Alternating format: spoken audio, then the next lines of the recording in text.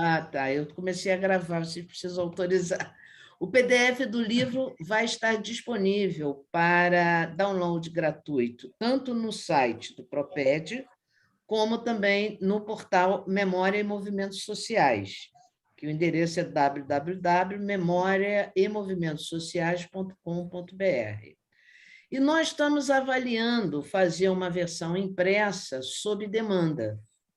E aí, para quem quiser. Então, quem quiser, quem tiver interessado no livro, por favor, deixe seu nome e o seu e-mail no chat, que assim que a gente tiver, né, uma avaliação de quantas pessoas vão querer, a gente vai conseguir fazer uma avaliação dos custos, né? E aí ver se as pessoas continuam interessadas e a gente entra em contato e vê como é que faz e manda para vocês por e-mail. Então, quer dizer, esse livro, então, ele trata da greve dos professores e professoras de 79, que foi assim uma greve histórica e emblemática para a categoria, uma das principais greves, né, de todos os tempos, e essa greve revista pelas suas principais lideranças 40 anos depois.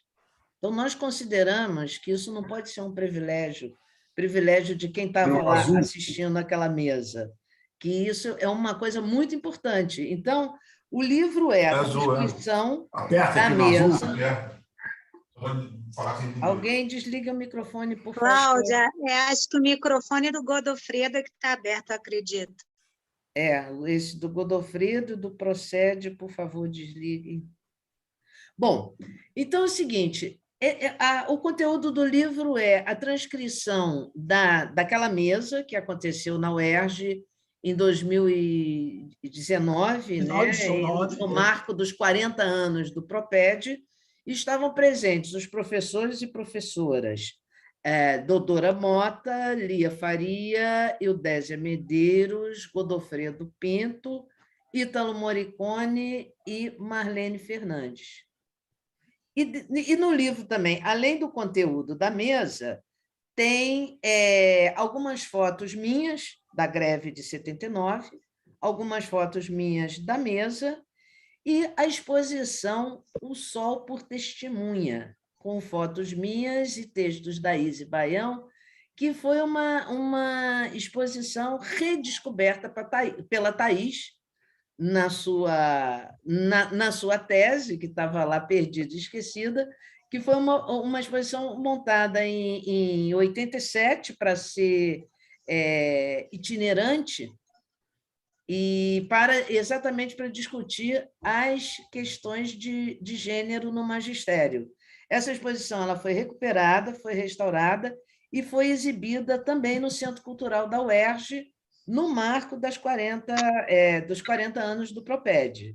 Então, esse livro é o resultado disso tudo e uma importante fonte aí de história pública sobre os movimentos dos professores, uma vez que a versão em PDF dele estará disponível para download gratuito, né, para quem quiser. Agora, o livro é o resultado de um esforço voluntário e quase voluntário das pessoas que participaram, né, que fizeram ele acontecer, e eu quero agradecer, antes de mais nada, agradecer a todas as pessoas que fizeram esse livro acontecer. Em primeiro lugar, a Lia Faria, que comprou a ideia, né, de editarmos o livro com a cara e com a coragem, como a gente já fez muitas coisas ao longo das nossas vidas, né? As nossas parcerias pessoais, parceria do Cássio com a Lia, vem da Fundação Pública de Educação de Niterói, depois ela passa pela Secretaria Estadual de Educação do Rio de Janeiro, e aí, enfim, a Lia sempre disponível e disposta a produzir coisas belas e desse jeito que a gente sabe fazer, né? A gente pensa e vê como faz e, no fim, acaba saindo, né?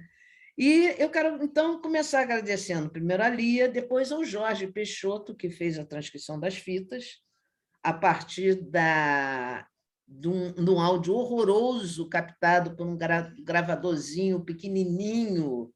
E aí ele, enfim, conseguiu essa proeza, né? Queria agradecer também a Rosimaria Vieira e a Inês Mauad, que fizeram a revisão, e a Suyá Taloá, que fez esse belíssimo projeto gráfico, assim, também todas as pessoas trabalharam praticamente de maneira voluntária. E aí, nesse encontro, a gente vai conversar com o deputado estadual Valdec Carneiro, um militante, participante daquela greve, que é professor da Faculdade de Educação da UF e membro da Comissão de Educação da Alerj, presidente da Comissão de Ciência e Tecnologia. Vamos conversar com a Lúcia Tereza, uma jovem militante daquela greve, né? E aí vamos assim ver que efeitos que essa greve trouxe na jovem militante, né? A Lúcia é professora da Rede Pública Municipal do Rio, pedagoga pela Universidade Federal do Estado do Rio de Janeiro, a Unirio, doutoranda e mestre em Educação pelo PROPED, Programa de Pós-Graduação em Educação da UERJ, e membro do Laboratório de Educação e República, do Grupo de Estudos Currículos Cotidianos, Redes Educativas, Imagens e Som.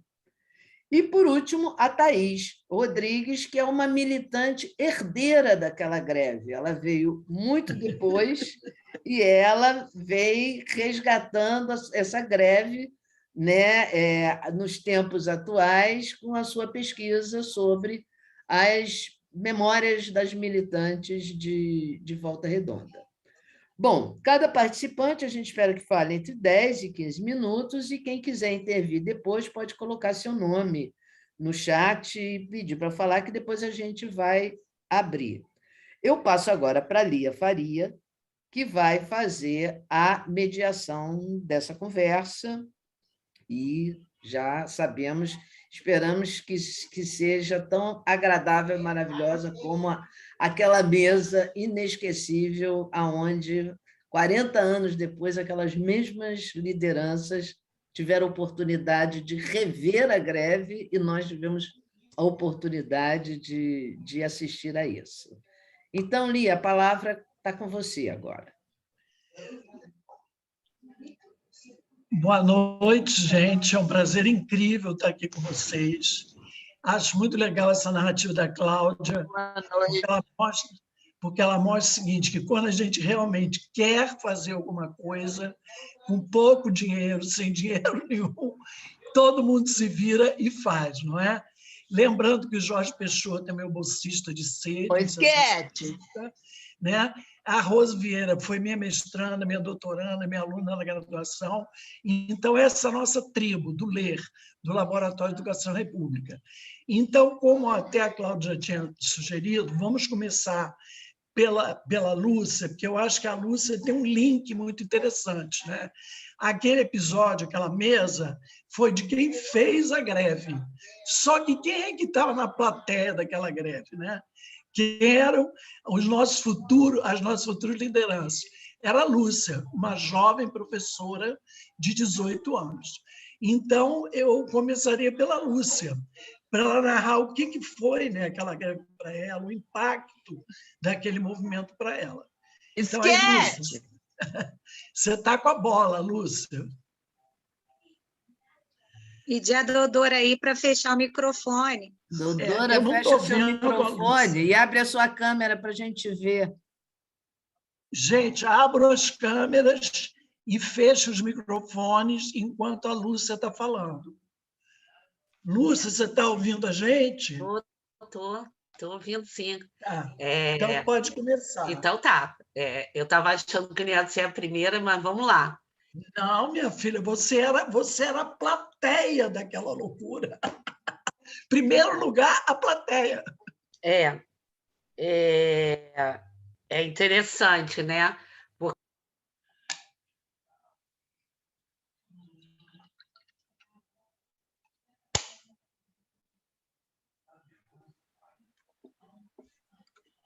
Lúcia está sem som. Abre o seu microfone, Lúcia. Lá. Então, vamos lá. Então, e essa chamada da Lia, agora, me chamando para falar agora, já me remete à greve de 79, porque Lia Faria já era uma liderança na greve de 79, que exatamente quando estava ali naquilo que a gente chama na mesa, na Assembleia, ela sempre tinha um ponto diferente para trazer para a categoria. E eu digo isso porque eu vou tentar dizer para vocês que eu estou fazendo, já na mesa da UERJ, ela já foi um exercício de memória, né? E de avaliação e de entendimento, porque quando a gente retorna, né, na nossa memória a esses fatos que nós vivenciamos em 79, e aí, Lia, eu quero te dizer que, mais que plateia, eu era a militante que também fazia acontecer, né? Porque nós éramos um grupo, eu era da Sonal do Centro, e a greve de 79 ela tem uma importância em vários sentidos. E eu quero falar aqui de alguns, porque eu vou tentar fazer um exercício de tentar falar com tranquilidade, pausadamente, porque a greve de 79 é uma greve que atravessa a minha formação, que me deixou, até hoje, impactada. É uma greve que faz uma Lúcia Tereza de antes e uma Lúcia Tereza depois. E eu quero explicar a vocês. 79, eu tinha 19 anos. E quando eu trago essa experiência aqui hoje, eu quero trazer no sentido também de tirar desse rosto e desse corpo, mas a experiência de militantes e de professores, professoras que naquela época estavam entrando no magistério, né? Foi um ano que, há 3 anos antes, 4 anos antes, o Instituto de Educação, que sempre tinha 4, 5 turmas, abriu para 11 turmas, porque era a entrada da LDB 5692, e tinha a questão de ampliar, né, a formação de professores, o que naquela época, em plena ditadura militar, já era uma crítica, dizendo que quando abrisse o número de vagas, ia cair a qualidade. Aquela velha história, né, do que é bom para poucos, que a gente vive até hoje. E a greve 79, ela entra, né, como um movimento, né, de todo o sindicalismo do Brasil, e especificamente no Rio, no que tange às mulheres, às professoras.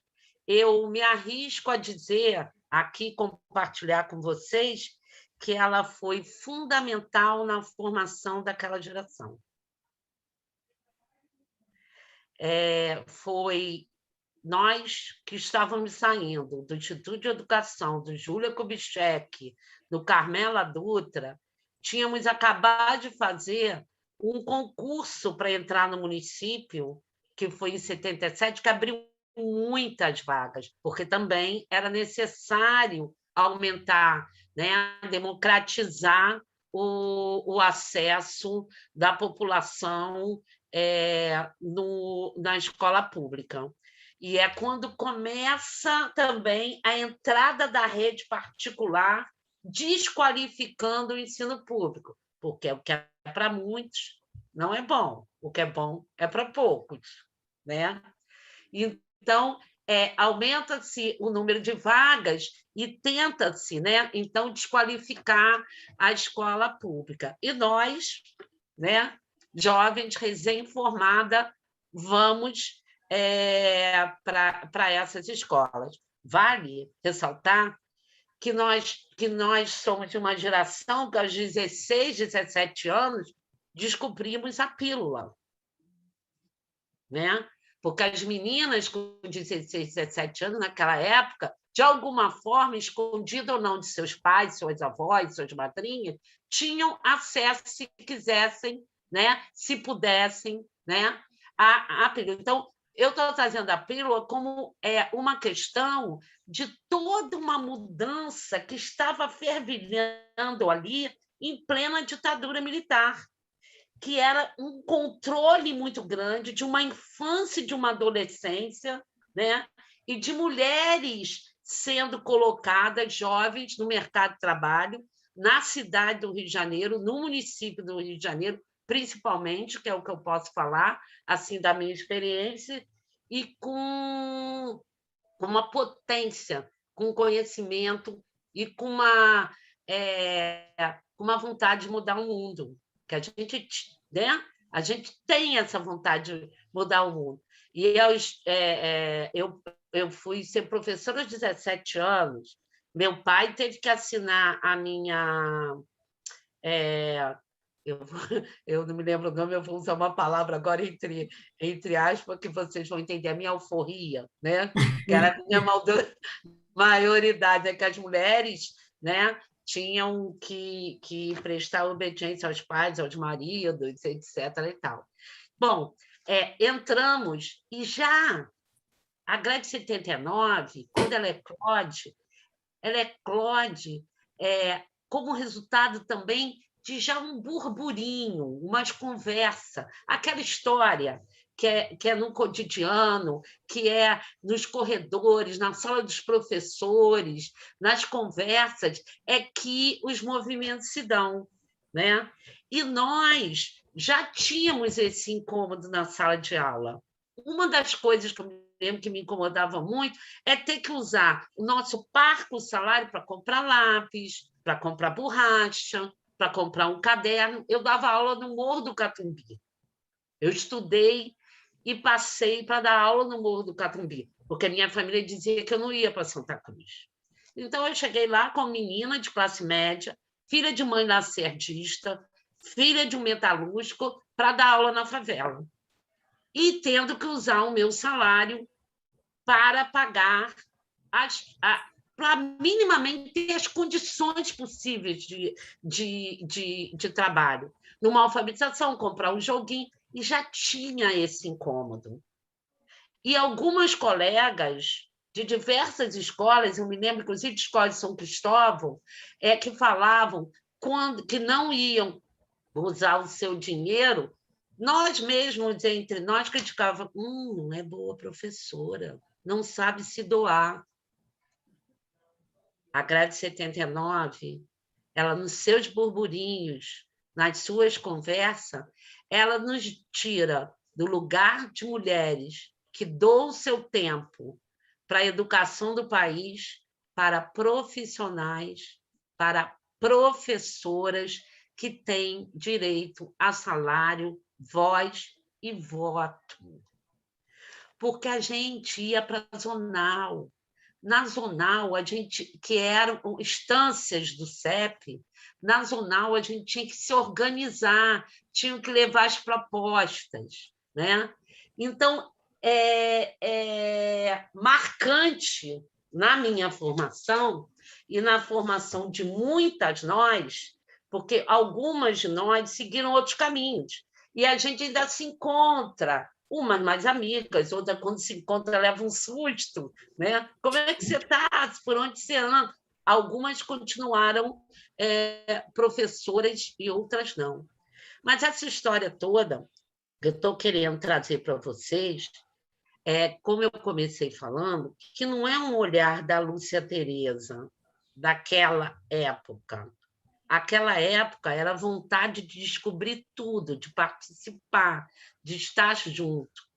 mas é uma mistura daquilo de como eu vejo hoje. E aí é necessário e fundamental a gente destacar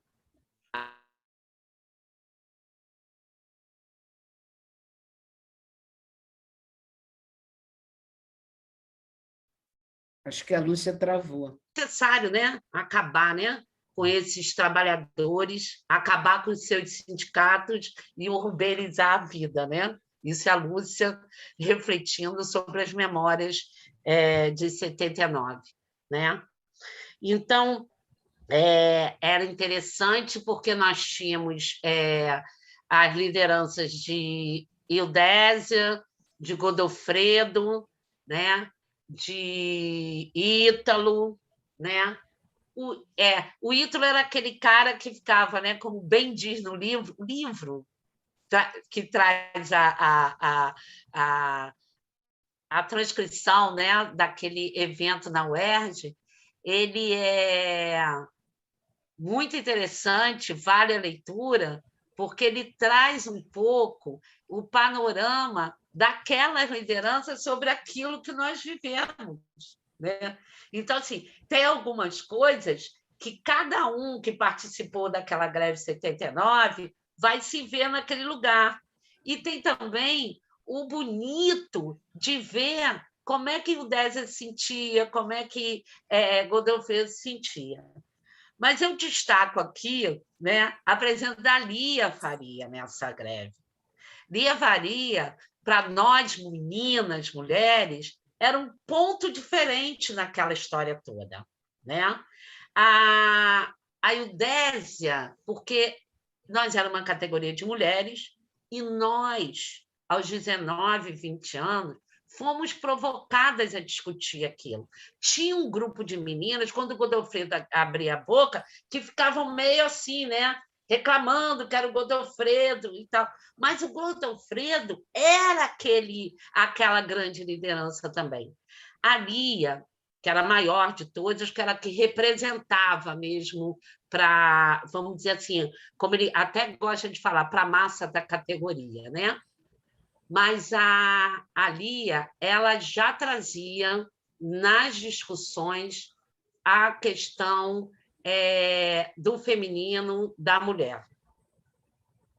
Ela já trazia. E tinha uma coisa que era muito interessante para nós, que era da Zonal Centro, que fazíamos parte, assim, nós éramos umas 10, 15, que a gente ia para a reunião do núcleo central, na véspera da Assembleia, que ia tirar as propostas, porque cada zonal decidia, discutia e levava as propostas para o núcleo central.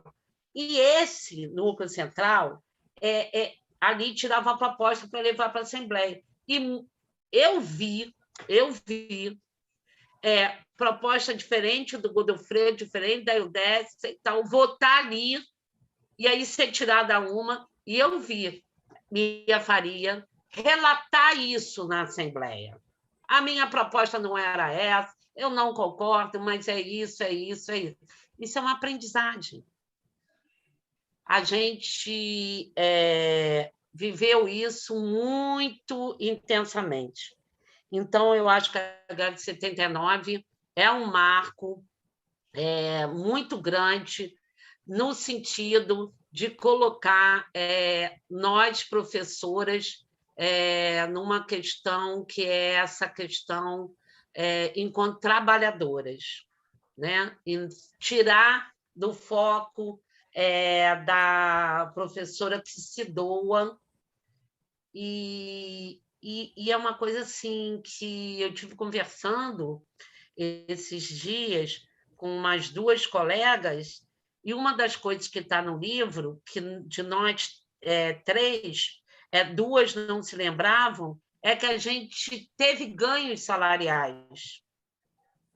E aí o que a gente estava avaliando é que isso também, talvez, com toda a potência, com toda a força, né, que foi essa possibilidade, em plena ditadura militar, de poder falar, de poder opinar, de poder conversar, de uma ficar com a turma, a outra ficar no pátio, porque a gente tirou meia hora do horário para discutir a pauta da Assembleia. A diretora não queria, mas a gente estava ali. Então, era uma organização que foi mesmo vindo da escola para a direção do CEP, do CEP para a escola.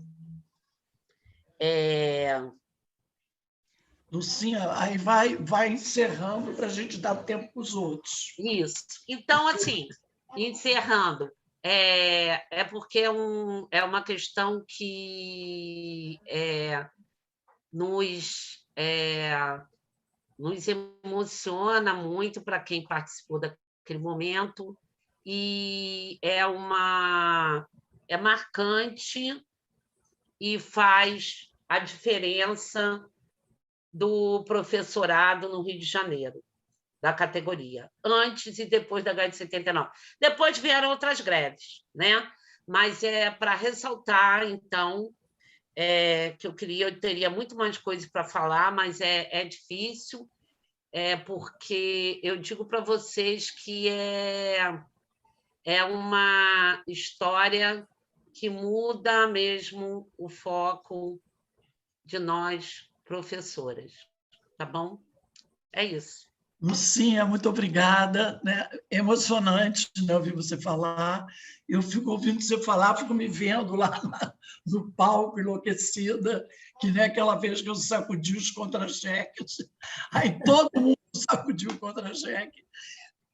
Marcar aqui a presença da nossa Isis Baião, não vejo a Isis, acho que há 10 anos, Isis. Que bom que você está aqui. Aí vamos passar agora a palavra para o Valdec, que eu acho assim, a Lúcia falou daquele momento, né? O Valdec, propriamente, também é de uma outra geração, não vivenciou diretamente, mas ele tem todo um know-how, né, de quem está na política estadual, na política onde está a educação fluminense, ao lado dos professores, do movimento professores. Então, seria legal a gente ver esse olhar dele e, por último, o olhar da Thaís, que já é um olhar do pesquisador, do estudioso, quer dizer, alguém que usou teóricos para analisar, né, à luz também da Academia da Teoria, o que foi aquele movimento. Então, Valdec, você que hoje está de bendito ao fruto, a palavra agora é sua. Valdec, aparece aí na nossa telinha. Eu já estou aqui. Tá. Agora a bola é sua. Obrigado, Lia. Bom, pessoal, boa noite, né? Boa noite a todas. Boa noite. A todos. Eu quero mandar um beijo para todo mundo, agradecer o convite e começar protestando. Ah, sim, protestando, Lia. Eu recebi um roteiro aqui, aí fala assim, espia só, Cláudia, mediação, Lia. Beleza, para mim é uma honra. Ordem da fala. Aí mudou para a Lúcia, não tem problema. A Lúcia é uma querida. Valdec, olha só, fala com o olhar de participante da greve. Então, eu quero aqui dizer, aí eu protesto, participante como estudante secundarista, que eu não tinha ainda idade para ser professor. Ele quer dizer que ele é jovem, gente. Nessa greve, eu fazia o ensino médio, no Colégio Estadual Brigadeiro Chó, em Jacarepaguá. Eu sou filho e qual é o escola... olhar desse aluno da escola? Pois é. Então, eu me lembro muito que nós, do movimento estudantil, adotamos uma posição de apoio e de sustentação política entre os estudantes à greve de 79, mas, enfim, mas não era participante como professor, enfim. Quisera eu ter vivido esse momento tão rico e tão importante da luta do magistério no Rio de Janeiro. Mas eu quero, pessoal, feita essa brincadeira, dizer para a Cláudia que é uma contribuição inestimável esse livro que é lançado hoje, cumprimentar você, enfim, todos envolvidos na obra. É muito importante restituir esse movimento muito marcante da luta e da organização dos profissionais da educação. Portanto, é uma obra de grande valor político, histórico e de construção da identidade do magistério, né? E, ao mesmo tempo, cumprimentar a Lúcia, que fez já o primeiro depoimento muito, muito marcante, muito tocante, cheio de cheio de referências e apontamentos aí, históricos. Eu quero fazer uma abordagem de outro lugar, evidentemente. Em primeiro lugar, dizendo o seguinte: como é importante falar dessa luta, como é importante revivê-la, como é importante reinventá-la, porque hoje, no dia de hoje, eu travei de manhã, numa audiência pública, um duro combate sobre a questão da reforma do ensino médio e como ela traz consequências gravíssimas, não apenas do ponto de vista curricular, e aí os debatimentos são sérios, mas do ponto de vista do financiamento da educação pública, do ponto de vista da organização da escola, do ponto de vista do lugar do professor, né? A reforma do ensino médio, ela traz consigo um grave risco de desprofissionalização do magistério, porque ela aponta, por exemplo, para a possibilidade de professores exercerem magistério nas escolas com um notório saber, que vai ser definido pelo sistema de ensino, sabe-se lá como, né? Ela, como vocês sabem, ela torna obrigatória apenas a língua portuguesa e a matemática, e os demais componentes curriculares serão oferecidos a depender, a critério dos sistemas de ensino. Consequentemente, Lúcia, o que será dos professores efetivos, né, que pensam em fazer uma carreira no magistério? As redes públicas não farão mais concursos a prevalecer essa lógica, não tardarão a parar de fazer concursos para áreas como filosofia, sociologia, história, geografia, arte, educação física, que serão oferecidas pontualmente no currículo, ad hoc, né?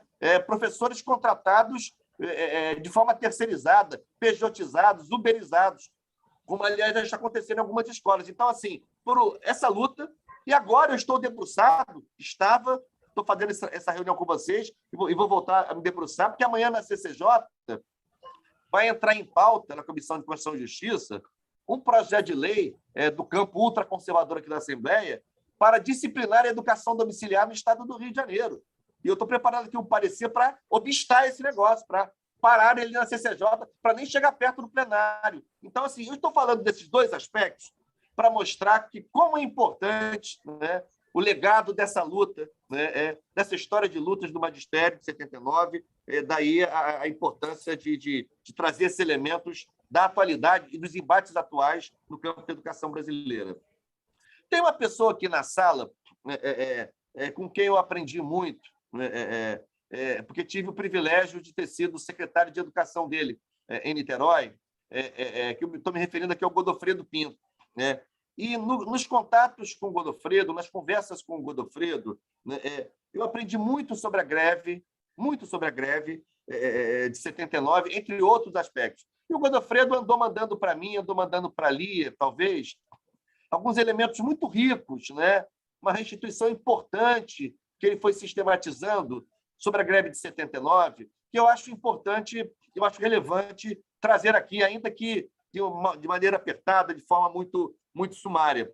Por exemplo, o Godofredo fez um esforço bacana de trazer elementos do contexto internacional e nacional que, direta ou indiretamente, repercutiram sobre esse movimento, né, portentoso de 1979. Por exemplo, para citar um aspecto, ele fala do ambiente da Guerra Fria, ainda o ambiente da Guerra Fria, mas como que os dois blocos, né, que protagonizavam a Guerra Fria, eles mesmos viviam contradições internas importantes naquele momento, né? Então, a conjuntura internacional, a Guerra Fria, as contradições internas, tanto no bloco capitalista quanto no chamado bloco soviético, isso são elementos da conjuntura internacional que, de alguma maneira, repercutiram. Da conjuntura nacional, mais ainda, né? A greve de 79 se dá no contexto da ditadura civil-militar, né? numa fase da ditadura, enfim,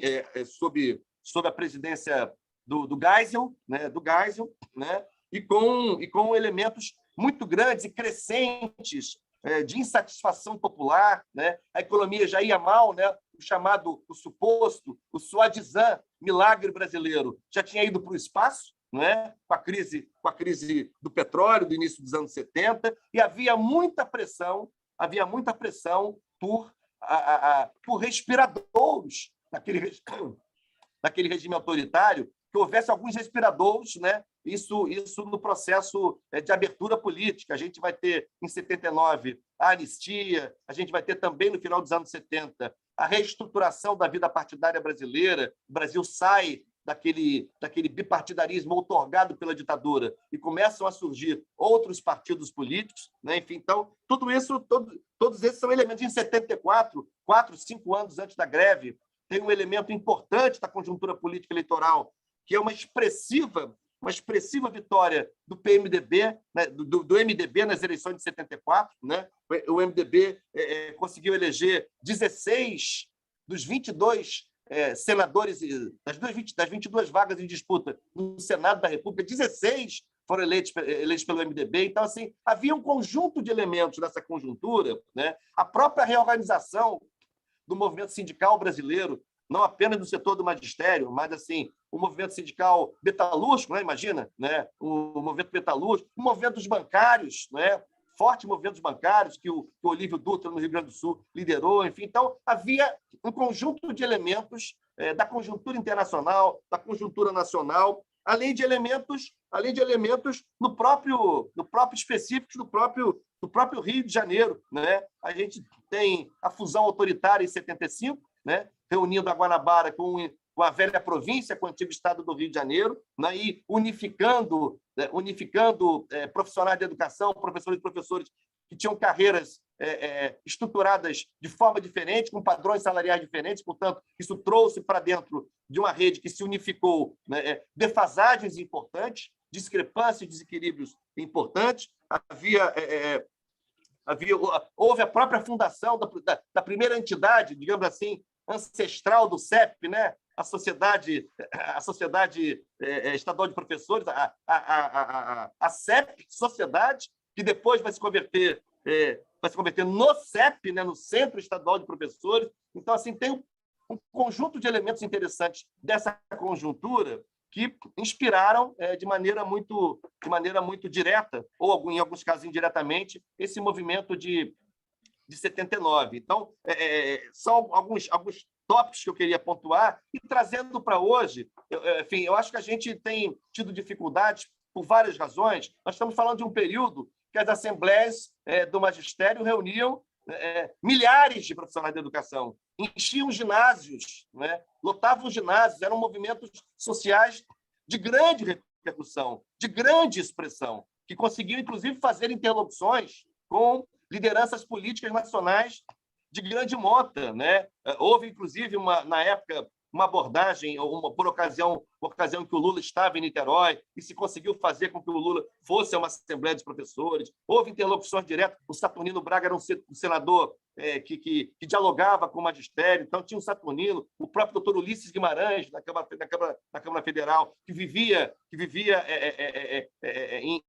em contradição interna dentro do MDB com o chaguismo, né? Porque o Rio de Janeiro tem inúmeras contradições, né? Assim, o MDB era o partido de oposição à ditadura. O Chagas era do MDB, mas era parceiro da ditadura. Então, assim, no Rio de Janeiro, quem votava no MDB chaguista, de modo geral, estava votando em quadros que davam sustentação política à ditadura do Rio de Janeiro. Então, ou seja, são esses elementos importantes da conjuntura que eu queria, assim, pensar aqui na nossa conversa, falar da importância dessa obra da Cláudia, e dizer que de lá para cá, né, por várias razões, o movimento do magistério ganhou, assim, dos profissionais da educação ganhou outros contornos, né? Houve uma incorporação do conjunto da categoria dos profissionais da educação na luta, né? Isso trouxe talvez mais, digamos assim, mais volume para o movimento, mas, por outro lado, pode ter prejudicado algumas lutas específicas de diferentes categorias por dentro dos profissionais da educação, a ver, né? A mudança, por exemplo, da estruturação da direção do sindicato, né, Lúcia? A questão da proporcionalidade no lugar da majoritariedade. Isso causa distúrbios internos constantes nas diretorias do CEP, né? Não quero entrar aqui e fazer juízo de valor da diretoria do CEP, não é meu papel, mas o fato concreto é que, na mesma diretoria, né, há setores assim, que rivalizam muito entre si, né? Integram a mesma diretoria, mas muitas vezes acham que o essencial do combate se trava ali dentro, sabe, Lia? No seio da diretoria. Então, isso é um efeito colateral, do princípio da proporcionalidade, que aparentemente pode ser visto como mais democrático, porque aí a briga na diretoria, os diferentes movimentos, melhor, os diferentes coletivos, né, dentro do movimento, mas em compensação, não dá uma direção muito unitária, nem sempre dá uma direção muito unitária ao movimento. Tanto é assim que, dependendo das lutas, você vê certos setores da diretoria que participam,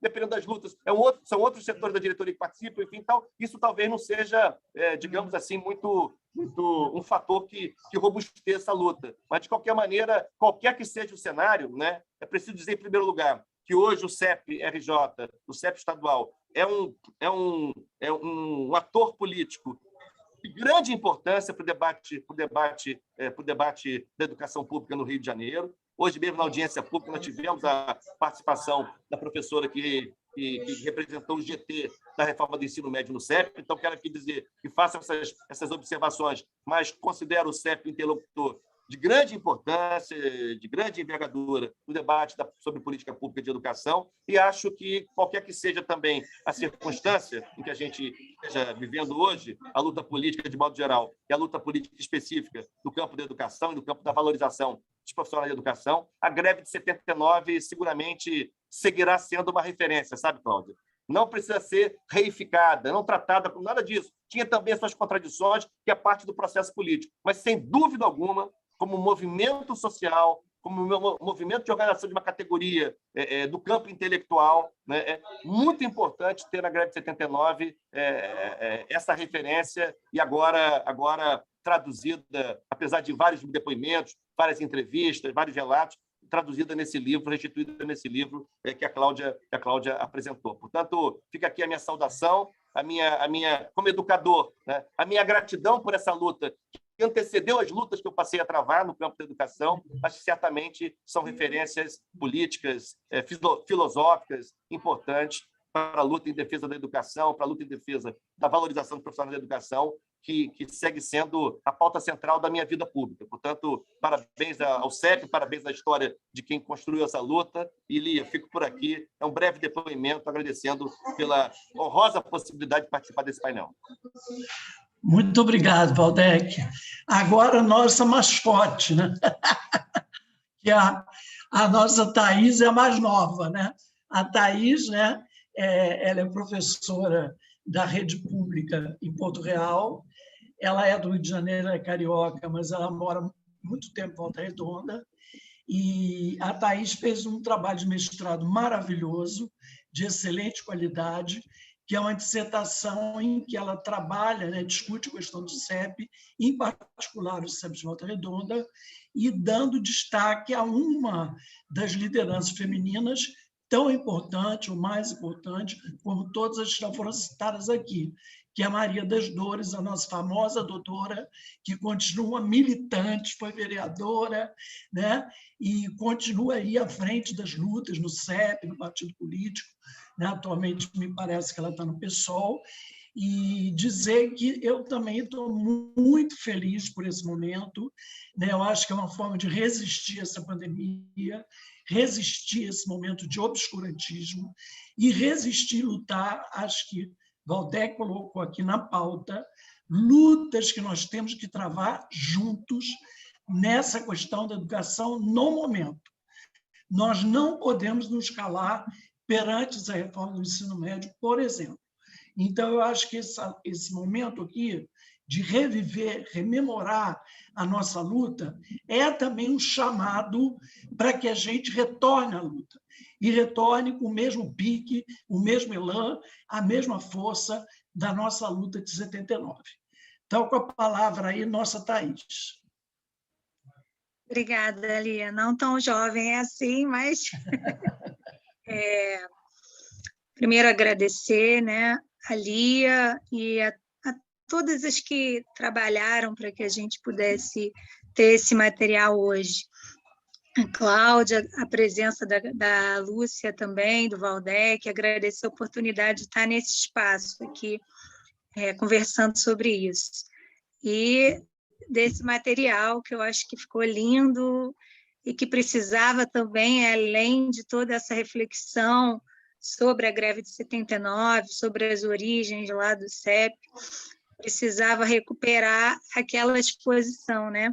A exposição O Sol por Testemunha, cuja protagonista foi a Dodora, que está aqui, depois vai conversar um pouco com a gente aí na hora do debate também, e que traz esse recorte de gênero, né? A Lúcia até pontuou um pouco sobre isso.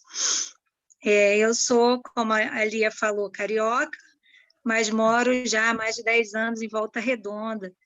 Fui professora na rede do Rio, de Caxias, e agora sou pedagoga na rede Porto Real, municípiozinho pequenininho, lá na ponta do estado.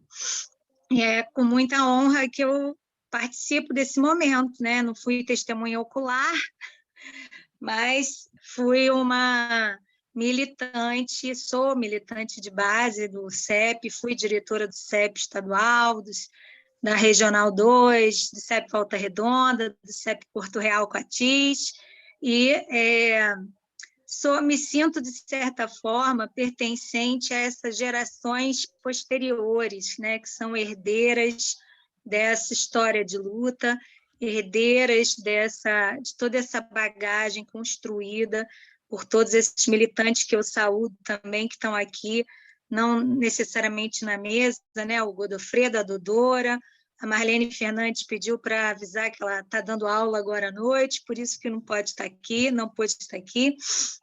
Então, essas pessoas que se formaram naquele processo politicamente e que seguiram formando outras gerações. Eu me sinto como parte dessas outras gerações, formada também por essas pessoas, com essa memória da greve de 79. Então, eu me considero aí a militante herdeira. Fazendo uma brincadeira, mas é uma honra. O meu trabalho, orientado pela Lia, foi um trabalho de mestrado muito inspirado por essas lideranças formadas na greve de 79. Porque quando eu cheguei em Volta Redonda, me deparei com uma militância no CEP de Volta Redonda, no núcleo de Volta Redonda, uma militância aguerrida e que já estava na luta há uns 40 anos. E essa militância majoritariamente de mulheres, né? Isso me intrigou muito, porque eu participei depois como diretora de CEP Volta Redonda também, e eu pude observar essa continuidade dessas pessoas, né? Desde aqueles tempos fundantes, acho que a gente pode até chamar de tempos fundantes, né? Aquele período entre 77 e 79, foi o período em que a CEP com S, né?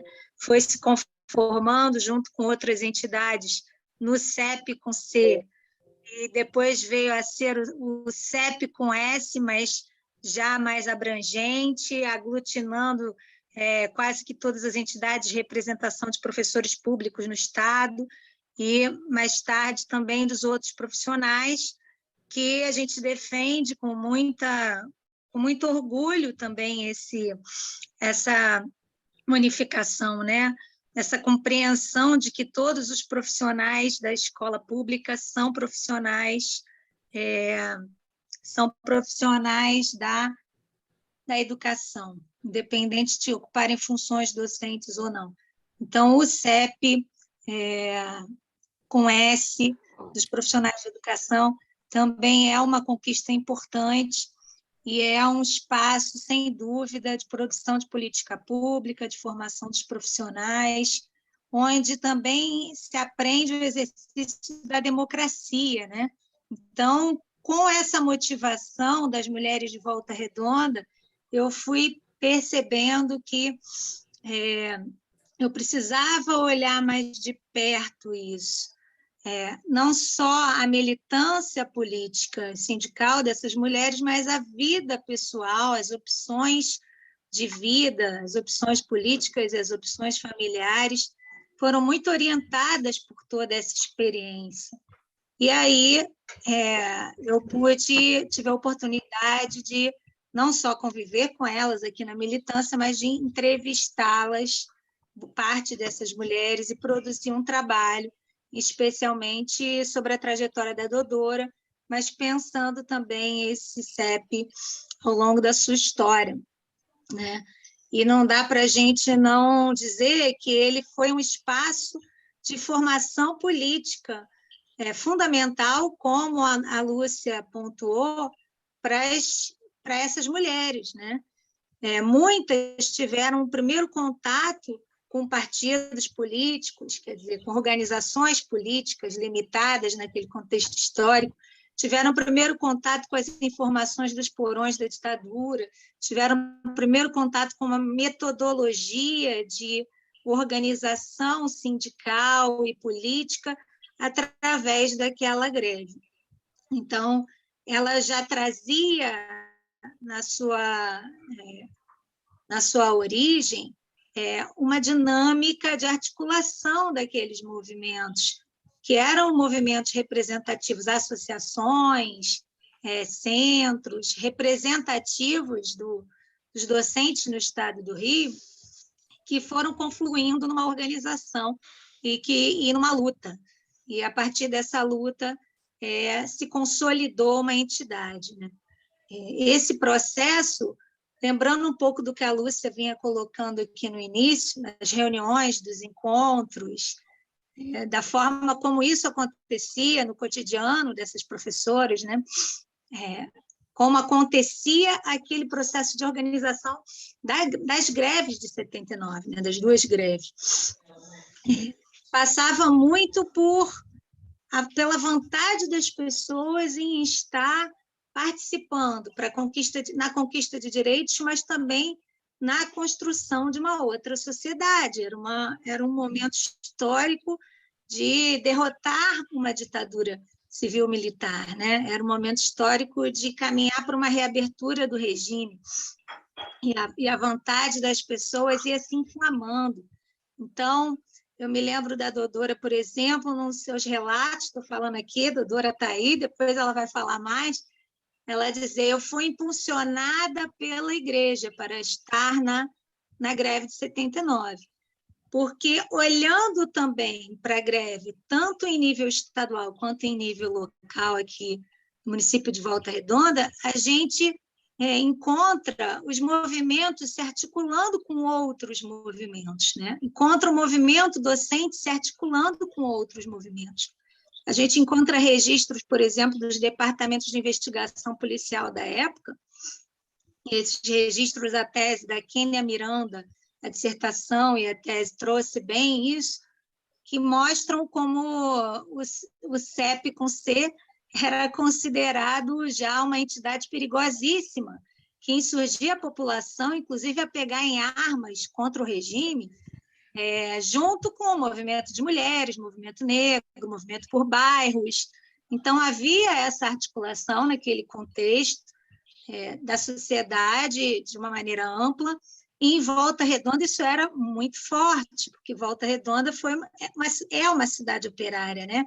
Mas teve uma história de luta enquanto cidade operária que envolveu amplos setores que não necessariamente eram os setores dos operários, mas a Igreja Católica Progressista, os movimentos de associações de moradores, os movimentos estudantis, movimentos de mulheres, movimentos negros. Então, em Volta Redonda, naquele momento, a igreja também estava conectada com o movimento, e, no caso da Dodora, impulsionou a participação dela na greve de 79.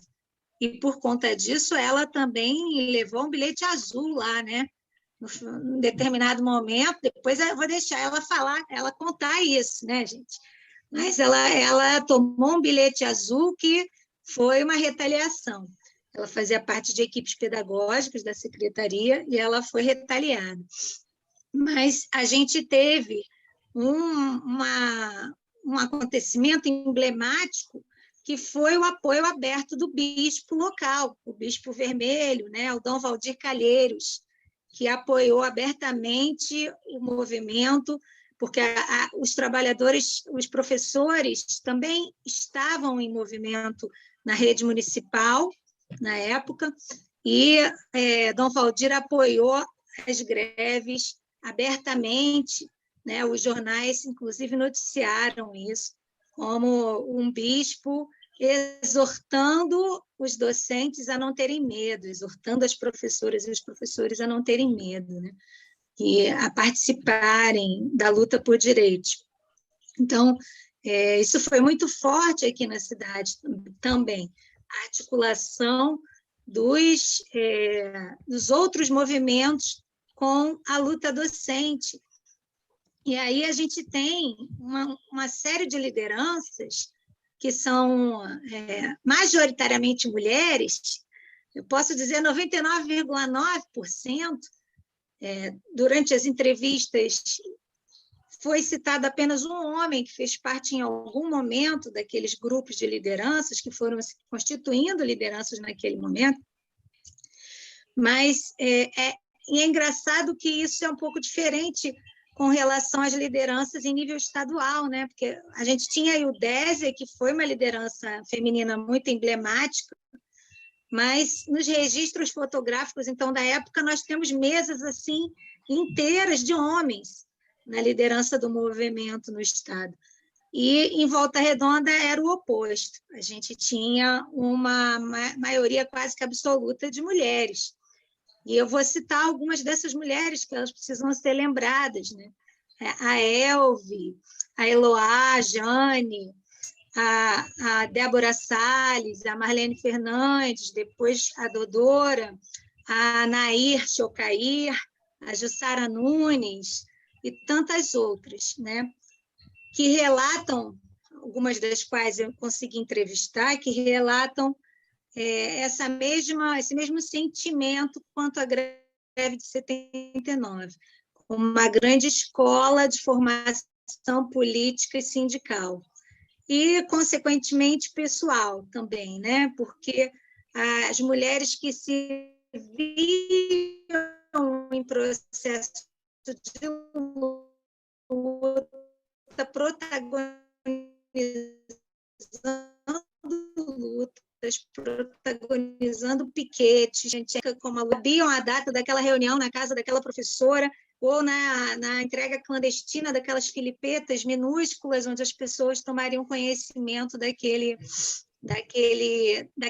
organização, que aquelas pessoas foram apreendendo também toda essa metodologia política, né, de condução de assembleias, essa metodologia política de construção coletiva democrática de base, construção operária. Eu lembro até da Dodora dizendo que era como chão de fábrica, se elegiam os representantes de escola, num processo que ainda não era totalmente aberto, para participar desses momentos e constituindo, consolidando essa luta aqui em Volta Redonda, como no chão de fábrica, né? Eu me lembro da Dodora colocando isso. Então, essas professoras se enxergando como classe operária, se enxergando como militantes e parte dessa classe mais abrangente e influenciando essa classe operária também aqui na cidade, que é um outro episódio que ocorreu ainda em 79, logo após a greve de agosto, foi a greve da construção civil, onde os trabalhadores da construção civil, baseados ali no que eles vinham acompanhando da greve das professoras e dos professores, foram buscar ajuda dessas professoras para conseguir retornar a sua greve, disparar a sua greve, né? Iniciar a sua greve. Então, as professoras em luta em Volta Redonda, na greve de 79, também foram inspiração para trabalhadores de outras áreas. E até a Dodora pode falar melhor desse episódio, né, que aconteceu no Dia dos Professores, se eu não me engano, lá em 79, numa celebração ecumênica, em que um operário entra pela igreja e pede às professoras ajuda porque tinha estourado um conflito num determinado barracão da construção operária. E aí se inicia também um processo de organização, de luta desses trabalhadores. Então, é muito forte a ressonância dessa participação nesse grupo de professores, né? E elas chegam a dizer que isso mudou a perspectiva de vida, né? Mudou a compreensão de mundo. Tem uma fala da Jussara Nunes, em que ela fala isso. Qual é o impacto da greve de 79 para você, Jussara? E ela fala que eu aprendi que sem luta coletiva a gente não chega a lugar nenhum. Então, deu um sentido para a vida, né? Um sentido de luta coletiva. Muitas dessas mulheres se tornaram lideranças históricas e que ainda atuam na militância e que foram integrar partidos políticos, né? O PT, que estava num processo de criação, de formação. No caso da Jussara, ela foi integrar a Convergência Socialista. No caso da Marlene, mais para frente, o PDT. Então, foi também um tempo fundante para a vida dessas mulheres, em termos de trajetória política, trajetória sindical, e que fica e alimenta ainda as lutas nos dias de hoje, né? E alimenta as nossas esperanças, alimenta as nossas expectativas, nos motiva também a tentar continuar organizados coletivamente em luta. Afinal de contas, quando a gente enxerga essas pessoas, os protagonistas lá daquele movimento, não só as mulheres de Volta Redonda, né, mas Lia Faria, Godofredo Pinto, todos aqueles que fizeram parte, que fizeram acontecer naquele momento, a gente renova em nós uma força, porque hoje a gente vive tempos terríveis, mas eles lutaram no momento em que o sindicalismo ainda era proibido, o exercício de greve era proibido, o CEP clandestino, né, até 83, e mesmo assim a militância, a categoria insistiam em fazer a luta, né? Insistiam em fazer a greve, insistiam em se organizar. Então, isso renova as nossas forças quando a gente pensa que, nos dias de hoje, nesse contexto de neofascismo, protofascismo, fascismo, sei lá, que a gente vive no nosso país, a gente precisa se renovar e a gente precisa conseguir voltar para essas fileiras, né? Como a Lia colocou aí também. Eu tinha algumas outras coisas, alguns outros pontos, umas coisas... Vamos abrir para as pessoas coisas importantes também, né? Mas eu vou encerrando. Ouvir a nossa plateia. Esse espaço de debate. Mas muito obrigada. Thaís, querida, foi maravilhoso. Agora veio com a Cláudia, que estava fazendo a apresentação. Parece que a Adriana é que vai coordenar essa questão das perguntas, né, Cláudia?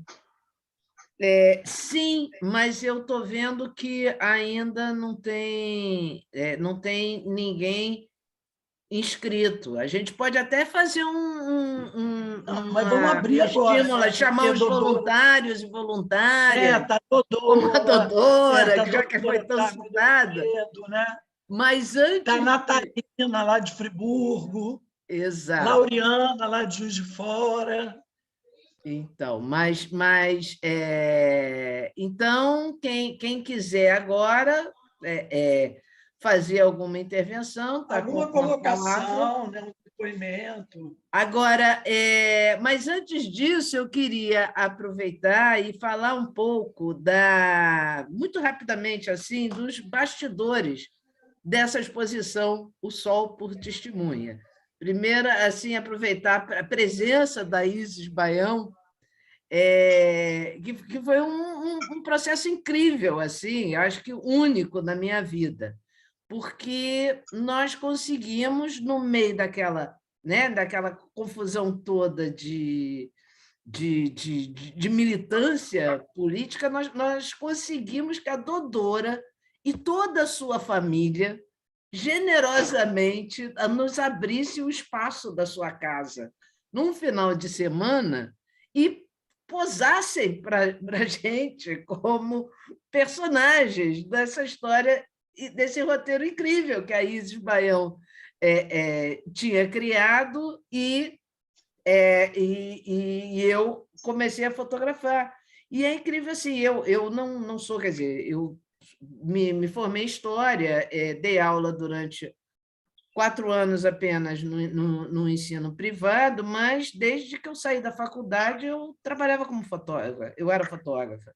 E vivia exatamente, era uma jovem fotógrafa naquele momento de 79, que eu não sabia muito bem o que estava acontecendo, mas eu sabia que era alguma coisa muito importante, porque estavam acontecendo as manifestações pela anistia, estava acontecendo a greve dos professores, eu falei, não, eu vou lá fotografar, mas essa experiência assim, de poder conviver e construindo junto com a família da Dodora essa história, esse roteiro dessa exposição, que tinha como principal objetivo a discussão da questão de gênero no magistério, porque eu acho que essa greve, para mim, foi uma coisa assim que ficou bem marcada, era porque a presença massiva feminina não era só na categoria, ela começou a andar também para a direção sindical.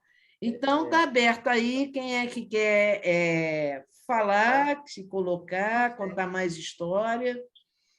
Eu queria falar, então. Pode ver com ela? Que eu tenho aqui? É porque eu acho que não é muito Zoom como era, tem um aplicativo próprio agora. Vou ver. Uma pena. Boa noite. Valdec está aberto. Estou sabendo, descobri todo o seu próximo passo para a próxima reunião.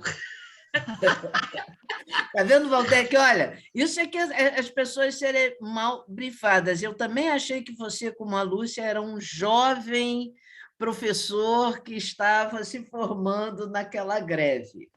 Então... Eu estava estudando, fazendo ensino médio no Colégio Estadual Brigadeiro Chor, na Taquara, que foi um grande celeiro de formação para mim. Mas olha só, o Valdec, dá licença, é quase a mesma idade. Pois é, porque... idade, talvez. É quase a mesma idade, porque, olha, não vem dar uma de jovenzinho aqui, não. Eu tinha 14. Porque a gente, nós mulheres, que queríamos fugir do casamento como prisão e a única possibilidade, entendeu, de existência, a gente também fazia o normal porque era uma possibilidade de trabalho antes de entrar para a universidade. Né? E eu fiz o normal no Instituto de Educação, passei para a Prefeitura do Rio e para a UF de Geografia. Né? E eu tinha 17 anos. Lúcia, sabe quem está nos ouvindo também? O PC, o Paulo César, lá de Friburgo, que, como o Valdec, era meu aluno durante a greve, no Colégio Estadual Jamil Ojaic. E o Brigadeiro Schott, Valdec, é uma referência. Nas nossas pesquisas, entrevistas, vira e mexe aparece o Brigadeiro Schott. Quem trabalhou no Brigadeiro Schott foi a dona Mitsu Wenzel, que foi uma figura importante lá no Brigadeiro Schott, e várias outras figuras, educadores, passaram pelo Brigadeiro Schott. Olha, a Alessandra, que você me indicou para o doutorado, sua ex-mestranda, também está nos ouvindo. Isso, PC lá de Friburgo, Natalina de Friburgo. O Godofredo estava aqui na sala, não estava, o Godofredo? Cadê Godofredo, Dodora, PC lá de Friburgo, para dar um depoimento? Cadê Godofredo? Aí eu preciso contar para ele o que aconteceu. Lia, estou aqui. Olha o PC, fala aí, PC. Ô, gente! Mas com um aluno, olha lá, era aluno do Colégio Estadual Jamil Ojaic. Ô, gente, deixa eu falar um pouquinho aí, gente. Pelo amor de Valdec, cara, Cordeiro. Você esteve com a gente aqui no Fórum Sindical e Popular, estou até emocionado. Vocês sabem que, em 79, essa mulher é culpada por eu ter feito a Faculdade de Filosofia e Sociologia. Estava aqui na aula remota, já não aguento mais fazer aula remota, eu quero retornar para a sala. Eu estou velho, estou passado, estou com 63 anos. Veja bem, veja o que aconteceu. Em 78, essa mulher me deu aula. E aí eu fui, Jornal do Brasil, da Condessa, lembro disso? Jornal do Brasil tinha coluna, se você me permite, vou adiantar um pouquinho a hora aí, né, para atrapalhar um pouco. Tinha uma coluna do João Saldanha, Eu, antes de fazer qualquer coisa, eu lia a coluna do João Saldanha na sexta-feira, que não tinha nada de esporte, né? Ele usava o Jornal do Brasil para falar de política. Falei, cara, esse cara é muito bom. E aí comecei a ver, aí saiu um caderno assim, né? De uma faculdade que tinha aqui em Friburgo. Aí falei, caramba, a Lia foi embora, me deixou aí na mão, né? Que teve a greve, ela se mandou para o Rio. Aí entrou o Gilson, outro meu camarada, assim, fantástico. Tinha a Clélia de português, que está aí tranquilamente aí. O Gilson, infelizmente, com a Covid, se partiu. Nossa, o Gilson foi embora com a Covid, uma das Esse vítimas da camarada Covid. está em outro patamar, né? Tá, como diz o Bruno Henrique, está em outro patamar, né? E ele está levando lá, melhor nos protegendo aqui. Aí eu vi aquilo, né? Falei assim, eu vou fazer essa faculdade aí. Cheguei lá, gente, mas era um mar de gente, tinha 1.000 alunos lá. 1.000 alunos, gente. Aí, o que aconteceu? Fiz a prova, passei em 44º. Agora, eu era servente de pedreiro. Como é que eu vou estudar na faculdade? Fiquei 1 ano sem pagar. E a irmã Cosmere lia. A irmã Cosmere tinha que ser canonizada. Maravilhosa. Irmã, nós estamos com um problema. Ô, Paulinho, problema? Nós estamos com um problema. Eu tenho que sair da faculdade, porque eu não tenho dinheiro para pagar e trabalhar de servente de pedreiro, mas não dava, a mensalidade era muito alta. Aí tinha o danado do crédito educativo, plena ditadura militar, em 1980. Né? Depois tem um dado novo que eu quero contar para vocês, que fizeram a primeira greve convocada pela UNE, o Sanatório Naval, que invadia a faculdade. A irmã falou assim, não, fica calmo, que os garotos aqui são muito gente boa, eles estão com razão. A mensalidade está muito alta, eles estão certos. A mensalidade está muito alta, eles são tudo trabalhador, não tem como pagar. Já vou finalizar, gente. E aí eu fiz 1 ano de sociologia, adorava minha aula de... Primeira aula que eu tive foi com o João, minha irmã Marilda, lá falando umas coisas lá, mas tudo católica, né? Aí, gente, para finalizar, eu fiz o crédito educativo, consegui, fui estagiário na Caixa Econômica. Naquela época era aquela maquininha que fazia assim, mas e ticava cheque, de 1 até 4. Aí tinha uma bolsazinha de ajuda em torno de R$200, e aí eu fui, né? Encontrei um camarada aqui do MR8 81. Mas antes eu fiz a campanha da Lia em 82. Eu sou o terceiro número da filiação do PT em 1980. E ele vai se lembrar disso. E aí nós fazemos a campanha da Lia para prefeito.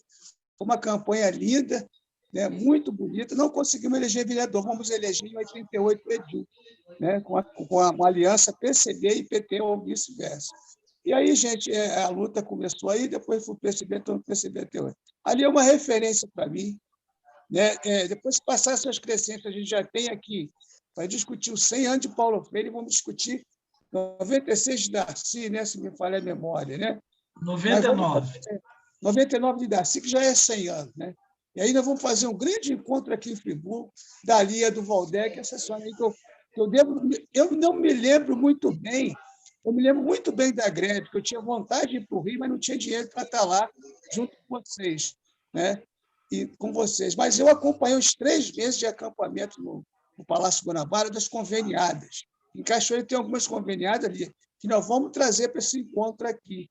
Né? Por exemplo, tem a Nenéia lá, que acampou com vocês lá, está vivona da Sul, deve estar com uns 80 aí, ela vai fumar, já tomou a 3ª dose. Então, é uma grande honra, né, falar com vocês, e nós vamos constituir aqui, Lia, sabe disso, o Instituto... se Deus quiser permitir assim, ele vai, com certeza, o Dr. Solixai vai fazer isso, fazer o Instituto aqui da Ribeira.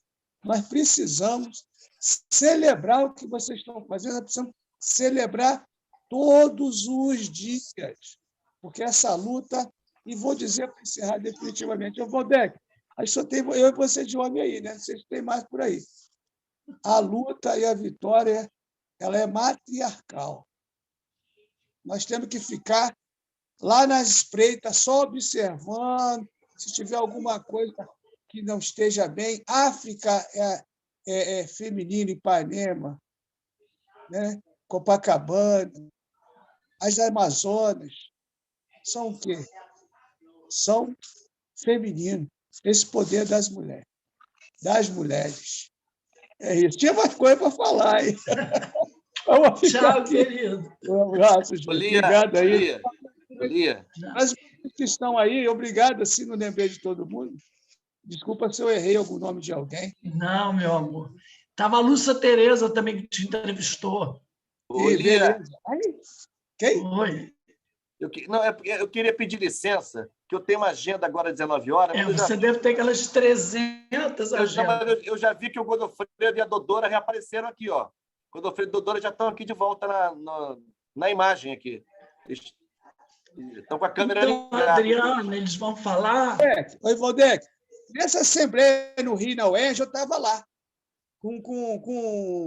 Eu não sei como que eu cheguei lá. Eu estava lá, ainda era CEP, ainda, com CEP. Eu estava lá e o Godofredo lá no comando da assembleia.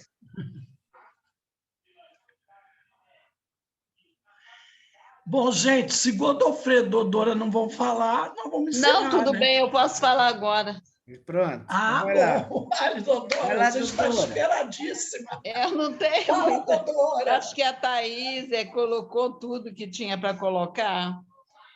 E eu quero falar um pouco mais da atualidade, entendeu? Quer dizer, eu acompanhei o CEP esse tempo todo, desde a greve até a última eleição, que eu fui da comissão eleitoral. Depois disso, eu dei uma afastada, exatamente porque a carcaça já não aguenta mais ir para o Rio e voltar todo dia. Vai ficando pesado, né?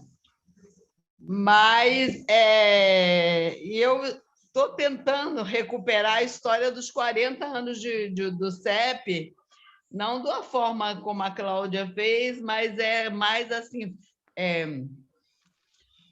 fotos e fatos, né? Estou digitalizando toda a documentação que eu tenho,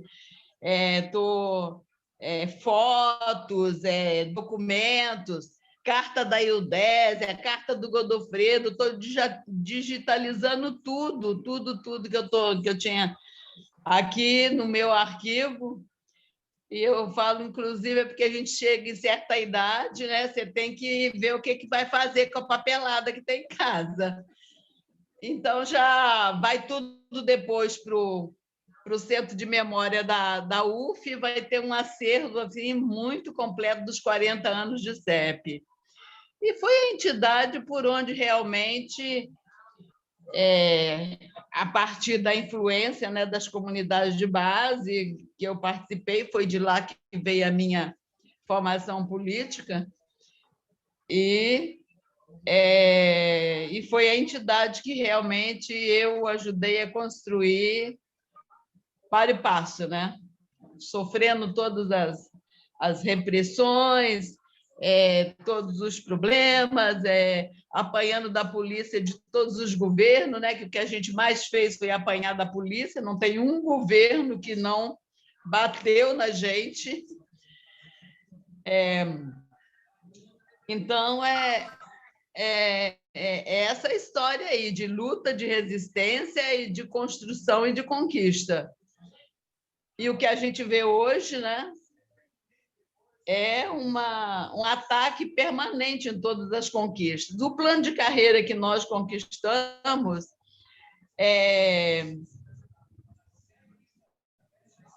todos os governos tentaram acabar com ele, né? Tentaram mudar o percentual entre os níveis, tentaram diminuir os níveis, mas a luta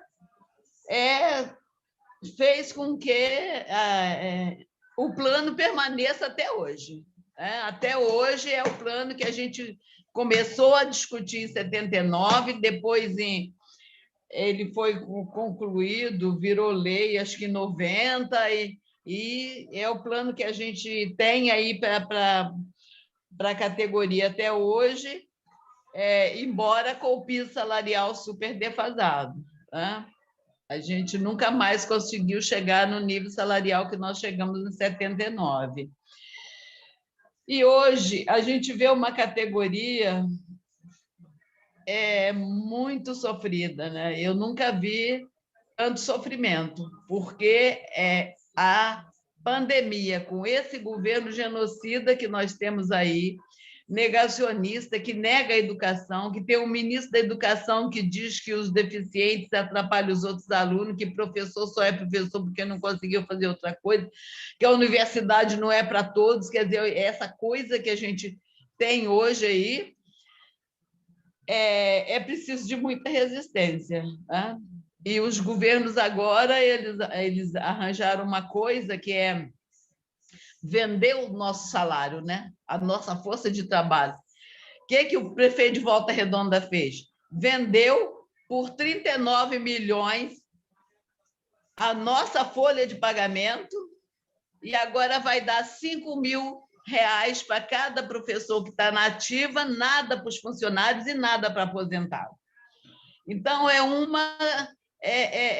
eles vão arranjando formas de dividir, de comprar, de deixar a categoria míngua para depois vir com esse tipo de oferta, que é uma coisa muito dolorosa, né? Alô?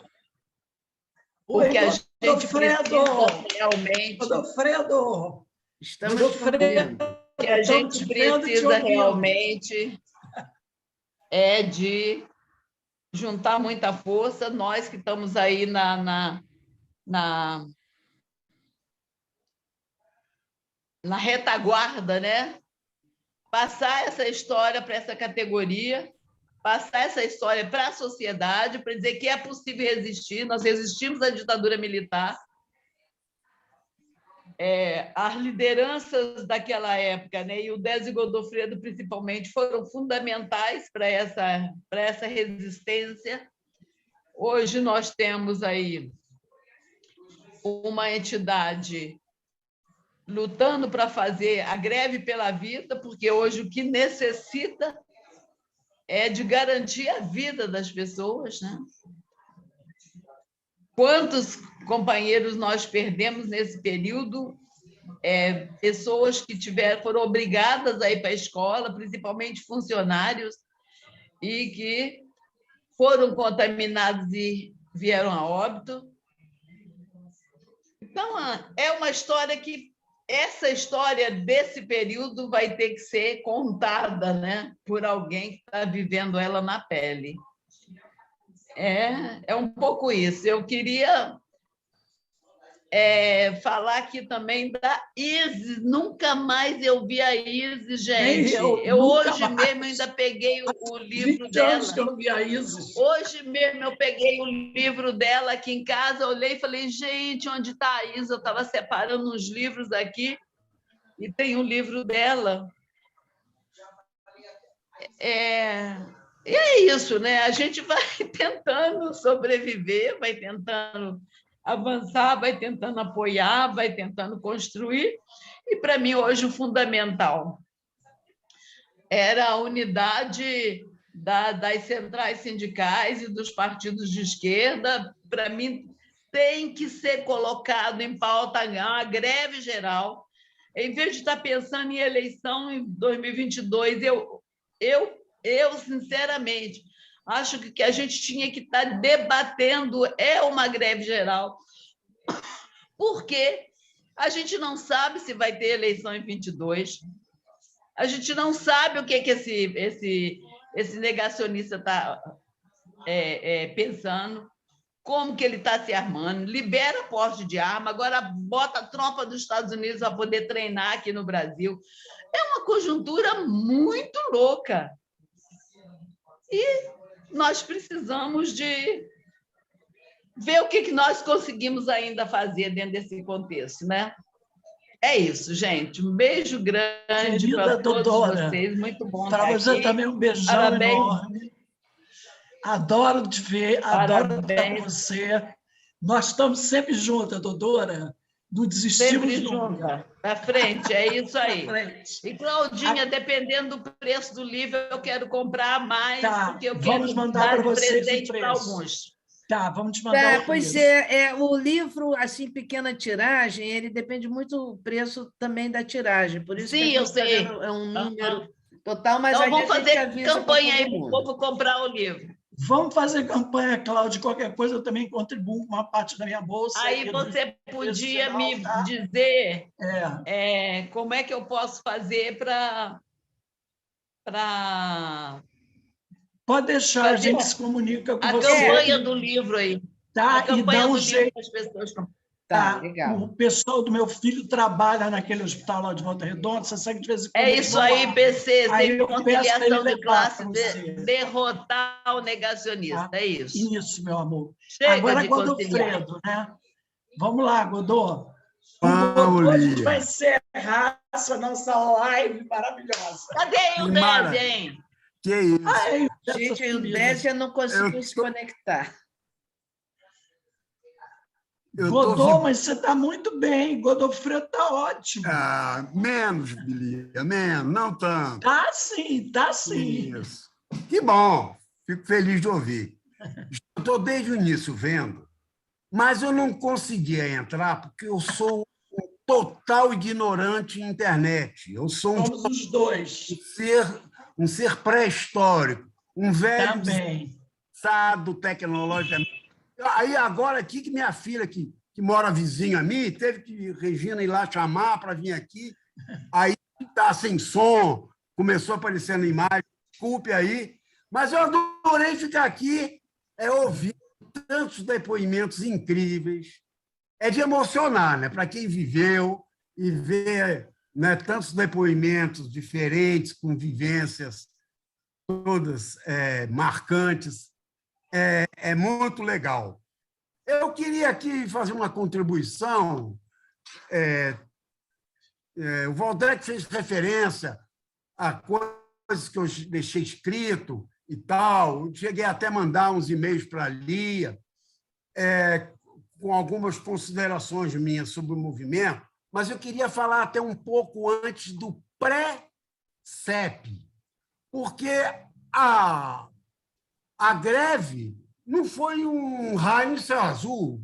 Por que, de repente, em 79, né, já foi dito, havia todo um ambiente, não só internacional, mas nacional, né, no contexto de uma ditadura já em decadência, tendo que fazer uma abertura lenta, gradual e segura, com repressão de um lado, e, ao mesmo tempo, fechava o Congresso, né, num pacote de abril, depois encaminhava anistia, recuperou habeas corpus, teve Vladimir Herzog assassinado, mas teve movimento sindical revigorado, né, a greve do Lula de 78, lá no ABC, depois 79, depois 80, 3 anos seguidos. Então, havia um ambiente nacional, já foi dito aqui, a Igreja de Libertação do Valdir Calheiros, tinha aqui o bispo da Baixada, Caxias ou Nova Iguaçu, me esqueci do nome, tinha a FAMEV, tinha, né, movimento da anistia. O nosso movimento era corporativo, brigava por salário, mas tinha um lado político forte. Me lembro que toda a Assembleia, o Cunca Bocaiúva, ia dar o informe do CBA, Comitê Brasileiro pela Anistia, né? Tinha as bandeiras políticas de liberdade democrática, anistia ampla, geral e restrita. Combinava-se o lado corporativo, que é o lado que todo sindicato tem que ter, de luta, a gente chamava o movimento de massas, chamando agora de massas, talvez um termo hoje não muito usual, mas na época era movimento de massa, a massa, tal. Então, tem o lado salarial, corporativo, funcional, e tinha o lado político, de nós todos socialistas, democráticos.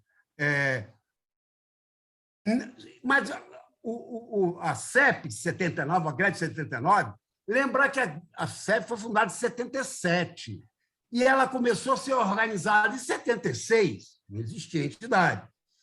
Neste período de formação e de inauguração da CEP, o que havia era um movimento de vanguarda, limitado, sei lá, 50, 100 pessoas, começou se reunindo lá na PUC, na Associação de Docentes da PUC, que é a de PUC, passou pelo Santo Inácio e depois ficou mais na CEL, na Casa do Estudante Universitário, ali em Botafogo.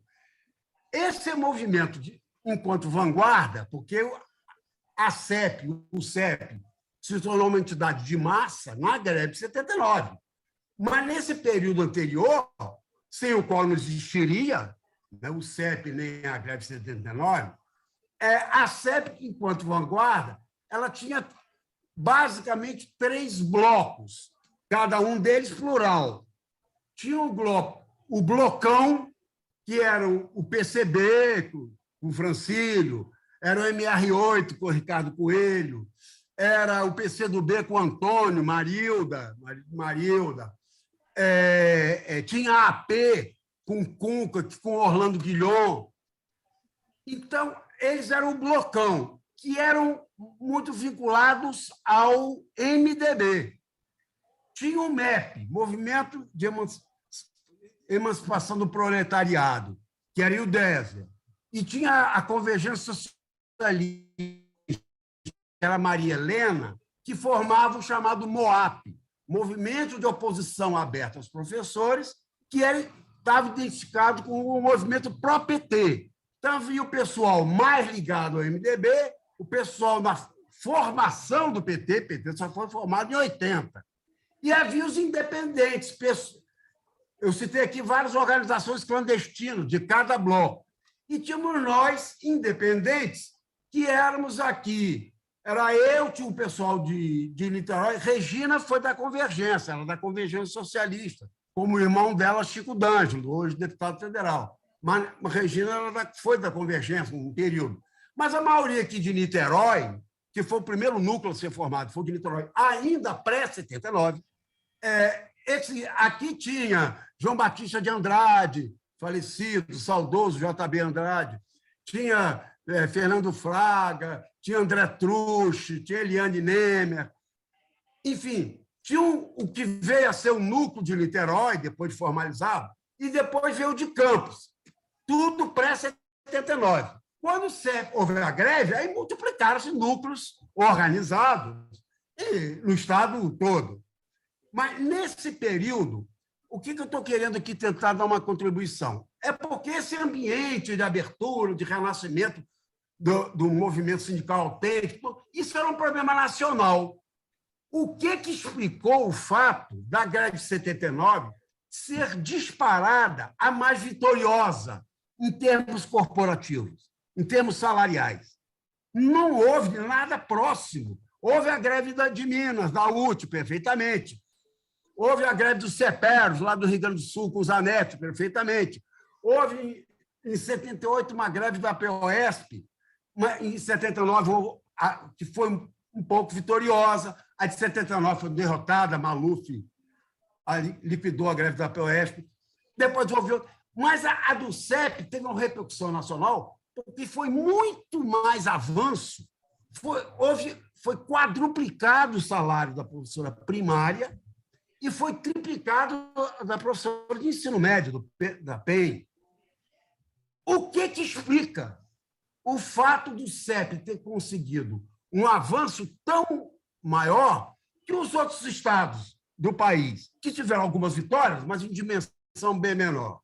Eu acho que todo fenômeno tem várias causas, tem várias explicações, mas existem as causas, as contradições principais e as contradições secundárias, né? Na linguagem do velho Mao Tse Tung.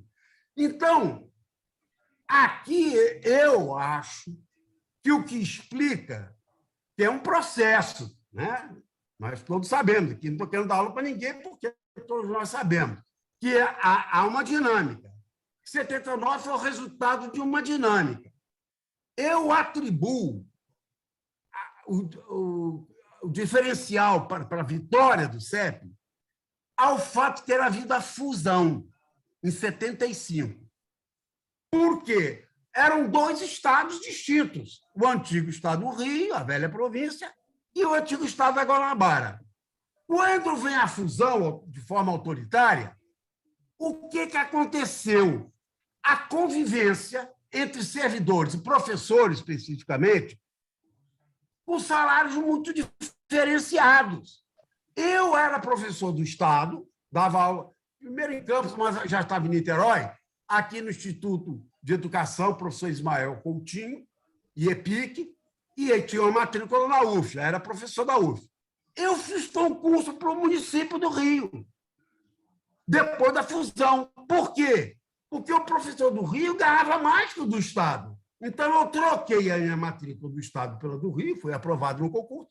E essa situação de diferença criou uma contradição na máquina administrativa, no governo e junto aos servidores, que era explosiva. Tanto é que a CEP foi criada em 77, a primeira reivindicação da CEP em 77 era a equiparação do salário, era tudo, agora era do mesmo Estado, como é que ia conviver? O Estado já tinha começado a fazer a equiparação por categorias menores, deixou os professores, que era a majoritária, para o final, por razões financeiras, mas na CEP nós brigamos pela equiparação e foi conquistada uma primeira equiparação. Quando, em 78, nós tiramos um encontro estadual ali no Colégio São Bento, já com 800 professores. E o movimento inicial tinha 50, 100 professores de vanguarda, desses grupos de esquerda clandestina e nós independentes aqui de Niterói e depois de Campos. Que eram 3 blocos. Blocão, Moap e nós independentes. E já no Colégio São Bento, no encontro em outubro de 78, 800 professores. E tirou-se a pauta que veio em 79. E essa pauta unificava. Valia para o Estado e para o município do Rio. Então, coisas que existiam no antigo Estado da Guanabara, no município do Rio, como regência de turma, passou a ser reivindicação do Estado. E algumas coisas do Estado, como gratificação de difícil acesso, passou a ser reivindicação do município. Fizemos um plano de carreira com 4 tipos de professores e tal, unificando. Então, essa fusão trouxe como consequência uma diferenciação funcional que tinha um potencial explosivo muito grande. E a fusão trouxe um problema político, porque no MDB, o Valdec já fez referência a isso, havia o do antigo Estado do Rio, cuja grande liderança, o coronel, era Amaral Peixoto, e havia o MDB da Guanabara, cujo cacique era Chagas Freitas. Quando houve a fusão, houve uma briga fratricida, terrível, e que venceu o Amaral. Venceu o Chagas. O Amaral foi derrotado. E no time do Amaral estava Moreira Franco, que era genro dele, e que veio a ser prefeito de Niterói, e que cedeu cadeiras de escolas municipais, incrível, para que a gente pudesse botar a cadeira lá no Sindicato de Operários Navais, onde houve a greve foi deflagrada. Porque o Amaral, o Moreira queria ferrar com o Chagas. Cedeu cadeira de escola municipal. Regina e outros colegas saíram num caminhão recolhendo cadeira de escola municipal. Onde é que se podia imaginar isso? E aconteceu. Então, a fusão trouxe um racha interno, Amaral ligado a Ulisses e Chagas ligado a Tancredo, que havia também as contradições no MDB nacional, né? O Chagas era claramente conivente, como bem lembrou Valdec. Tem que juntar esses papéis do Godofredo, esses e-mails que ele mandou, isso dá outro livro, gente. É impressionante. São outro livro, são outro livro. Dá outro livro. E no livro da palestra lá da UERJ, Godofredo, já tem Ítalo falando dos seus escritos, sabe? O que ele está precisando? Thaís, vamos pegar essa, vamos juntar. Vamos. Godofredo, vamos organizar. Já está vamos organizar. Eu estou me estendendo muito, só que... Não é isso, vamos organizar. Desculpa. Vamos organizar o teu material para fazer um outro livro. Vamos fazer, legal. É porque não dá para segurar isso. Ana Cristina Mignot já me sugeriu isso. É como se a gente estivesse na Assembleia gritando junto com a liderança. Vamos deixar o Godofredo. Ela já me sugeriu que eu escrevesse um livro. Godofredo, você vai encerrar, mas fica combinado que a gente vai voltar a se procurar para você produzir um outro livro. Tá? Eu só queria finalizar o seguinte, para mostrar para mim a fusão foi a matriz dessa diferenciação do Estado do Rio em relação ao Estado. Eu só queria lembrar o seguinte, a transição, Queria lembrar um detalhe. Houve uma greve que mexeu muito com a cabeça do magistério em geral, aí saiu da vanguarda, que foi a greve das garis da Conlurb, em janeiro de 79. Essa greve foi muito vitoriosa. E uma gari ficou ganhando mais que uma professora. Para nós, de esquerda, nós não temos nenhum desdouro, nem nenhuma sensação de superioridade em relação a gari ou qualquer outra categoria profissional. Mas para o professor dito comum, lá, a professora ganhar menos que a gari. Houve essa greve em janeiro, antes da nossa, que criou essa diferenciação também. Isso foi um estímulo subjetivo importante na cabeça da categoria em geral. Não para nós que não temos esse tipo de não é preconceito, esse tipo de visão elitista. Mas eu só queria finalizar dizendo o seguinte: a transição do governo Faria Lima, onde começou a greve, foram 3 dias no governo Faria Lima, de 12 a 15 de março, para o governo Chagas, que assumiu em março, foi a transição de um governo da Arena para o do MDB. Por mais que o MDB fosse conivente, o Chagas fosse conivente com a ditadura, eram máquinas, pessoas de grupos diferentes. Porque nos outros estados havia continuidade. Saía um da Arena, entrou outro da Arena. Foi só no estado do Rio que teve esse tipo de transição política. Porque em São Paulo, saiu o Paulo Egídio Martins e entrou o Maluf. Era tudo da Convenção da Arena, mudava aqui ou ali, mas a máquina tinha uma certa continuidade. Aqui não. O time do Chagas, ainda que Chagas fosse conivente, era um time diferente do time do Faria Lima. Então, quando a gente fez a greve em março, foi uma greve tranquila. Dentro da escola, não teve repressão nenhuma. Por quê? Porque as diretoras eram do Faria Lima. O Chagas não tinha assumido, não tinha trocado diretor, não tinha nem tempo. Durou mais 10 dias. Quando houve em agosto, o time de direção já era o time do Chagas. E a barra foi outra. A repressão foi outra. Mas na greve de março não tem tanta repressão. Porque a transição foi única no estado do Rio, que não aconteceu em mais estado nenhum, que a Arena se reproduzia. Bom, são questões que eu estou colocando aqui que não estão, até no escrito, são reflexões que eu já fiz posteriormente, mas eu, encerrando, minhas amigas, meus amigos, estou emocionado, estou aqui revivendo, né, no depoimento de vocês, um período o mais gratificante da minha vida pública. Eu sempre digo, eu tive maior prazer, maior recompensa emocional como líder sindical do que como prefeito ou deputado estadual. Podem crer nisso.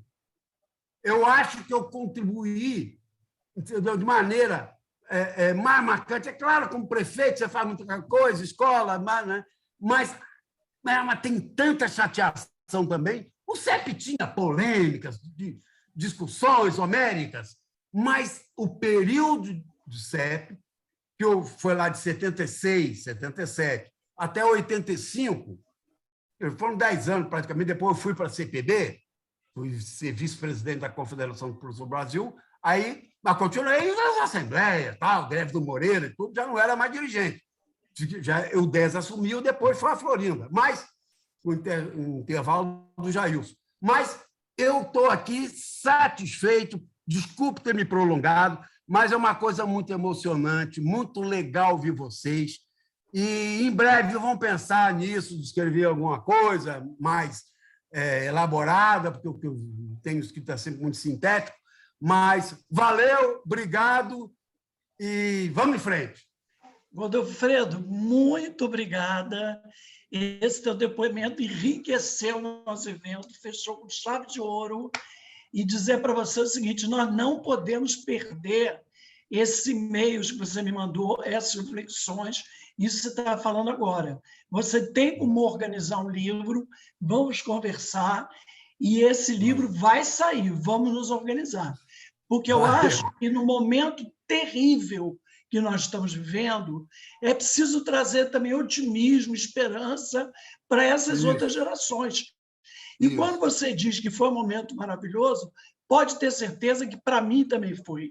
O meu momento ali da criação do CEP, da criação do PT, aqueles primeiros movimentos da mulher, da associação de baixo, nossa, eu fui muito feliz ali naquele final dos anos 70, início dos anos 80, porque realmente acreditava que ia mudar o mundo. E depois eu concordo com você que experiência de gestor é muito mais dura, é muito mais difícil, né? Como secretário estadual, municipal, não é a mesma coisa.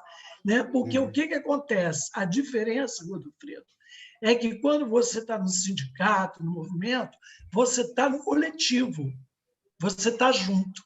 E quando você vira gestor, você vira vidraça. Né? O coletivo vira pedra e você vira vidraça. É verdade. Para nós, com a nossa trajetória, isso é duplamente doloroso. Né? É verdade. Então, realmente, eu te entendo perfeitamente. Eu fui muito, muito feliz. Aqueles anos de 79, 83 em Friburgo, talvez tenham sido os anos mais felizes da minha vida. Com certeza. Isso. Bom, agora, Claudinha, eu vou sugerir que você faça... Gente, agora essa conversa entre duas lideranças como essa, de 79... Tem que chamar Godofredo para um cafezinho, Godofredo, para a gente colocar, inclusive, nesse seu livro, uma parte de depoimentos das antigas lideranças, disso que você está falando. O que significou para nós? Porque nós temos uma trajetória, você foi prefeito, secretário estadual, qual é a diferença? Eu acho que as pessoas vão gostar de ver, de ouvir isso, porque se disputa tanto por poder e a gente descobre que é poder nenhum. Poder era aquele, junto, no coletivo.